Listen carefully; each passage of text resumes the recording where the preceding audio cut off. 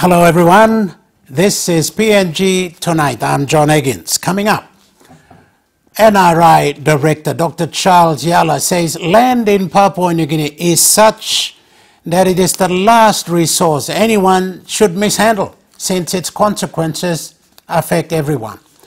And we talked to Alma Kwambo, a disabled lady, yet testimony that they can do what many able cannot.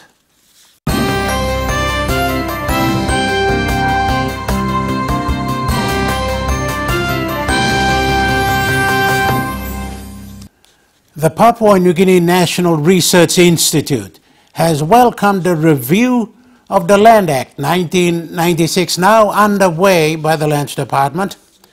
That support, however, comes with a caution. NRI's director, Dr. Charles Yala, says the land issue has to be treated with utmost care since the consequences otherwise affect everyone in Papua New Guinea. I talked to Dr. Yala. Thank you, Dr. Charles Yala, for talking to us. You're the director of NRI. The government is now revisiting this whole issue of land. It is trying to review the Land Act. Your role, your input in that, is there any input from NRI standpoint? How is it going? Thanks, John. Look, NRI has a long history. I think it's 11th year now. Starting in 2005, we've worked on the issue of land, starting with the Land Summit in 2005, when Sepu Kotemu was the Minister for Lands and Physical Planning. He organized a massive land summit in Lae. That's right. And we asked two basic questions. One was, do Papua New Guineans want a reform to land? If yes, then what form of reform? The answer in 2005 was very clear. We want reforms to the way land is administered, but ownership must always remain with the landowners. Develop a land lease system under which we can lease our land, so it's a win-win for all. And that was the challenge we got in 2005 at the Land Summit in Lae. And since then, NRI had championed a process under the sanction of the government through the National Land Development Task Force, which looked into how we can come up with such a system in 2006. So we realized we need to have our land administration system. We have to get our land dispute settlement process, because customary land is verbal and oral history, therefore they are bound for so many disputes. And we had to get a system under which this ownership of customary land will remain with landowners, but a system by which leases are created and foreigners, Papua New Guineans, and the state can do business on or deliver services, and making the whole system work. And that was delivered in a report at the end of 2006. The Cabinet approved and set the National Land Development Program as of 2007 to today. Roughly about 130 million has been spent by the government pushing these reforms. And so NRI has been very active and integral part. NRI provided the thinking and the facilitation and guidance and the process. And I'm very happy to say that, look, a few weeks ago, the Cabinet approved the creation of the Office of Customary Land Development. For the first time in this country, a dedicated office which will be entrusted to administer the 97% under customary ownership. In other words, it will facilitate customary landowners to drive development on their own land and be the drivers, not passengers. Yes, and take ownership. Okay, is the Lands Department, the government, then capturing any of those thoughts you had in 2005 in this new review that they're looking into? Very good question. In fact, they have about 8 or 9 areas they are reviewing under the review of the Land Act, which is out for public consultation at the moment. The consultations in Port Moresby end today. They started on Tuesday, and I think they're going up to the Highlands and then to Momase and to the New Guinea Islands. And NRI is part of that, these consultations? NRI is attending, but keeping its distance as an observer. Because we have issues with the proposals that are there. And let me point out only, I think, 4 main issues that, apart from there's a couple of them, but I'll just focus on 4.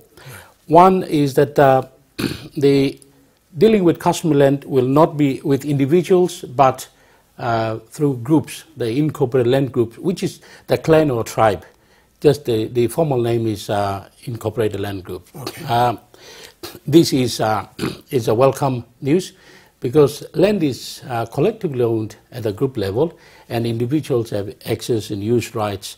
So whether it's a clan or a tribe, this is the body corp structure that the ILG gives, and that is work that we have been working through NLDP. Okay, Doctor, how will we not know that any individual with resources may be an influencing factor towards a tribe to have access to customary land? Yes, what we have done is the customary land, the ILG is now the body corp structure. It's a legal structure. Okay. The decisions on access and use have to be made through that body corp structure, not individuals coming out and making direct deals, but within. It's a group sanctioned collective.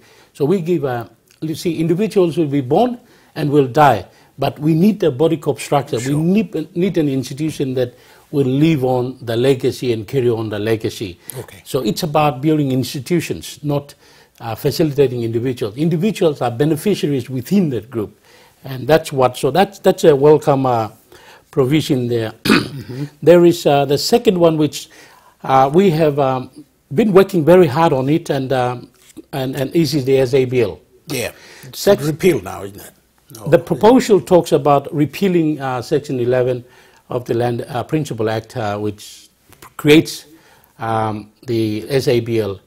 What the SABL really does is suspends customary law for the duration of the lease, at the end of which the land reverts back to customary. It's a temporary stopgap kind of a solution.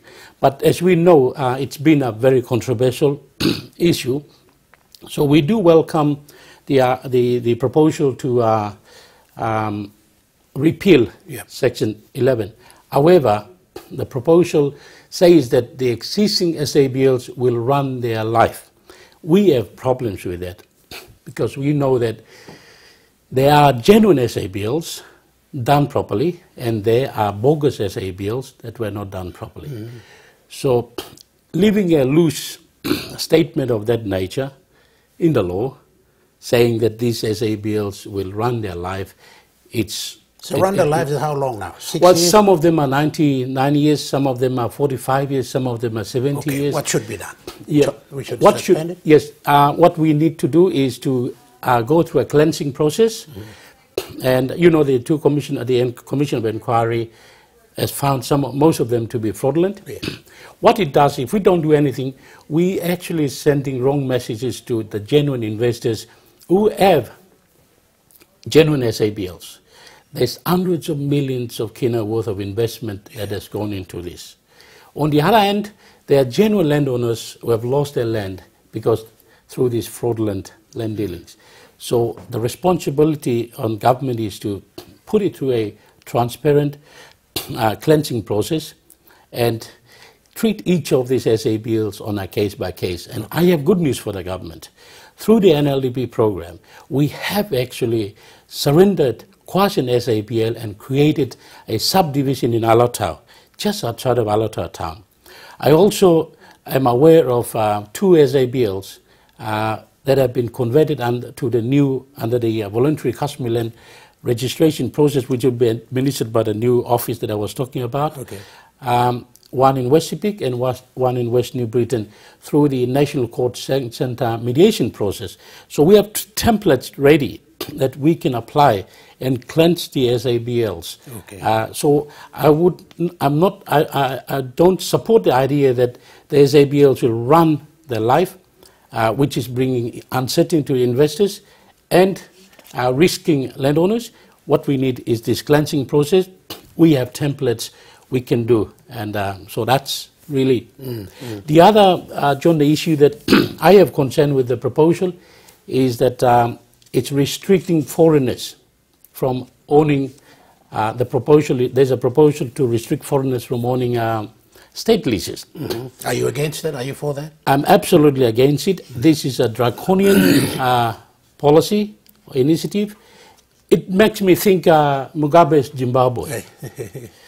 And look, this is going to kill investment in this country. There are substantial investment in this country. And they are saying that by the 30th anniversary of the law, all foreign companies should not own land leases. This is going to kill investment. It's going to scare away investment. It's going to cut jobs.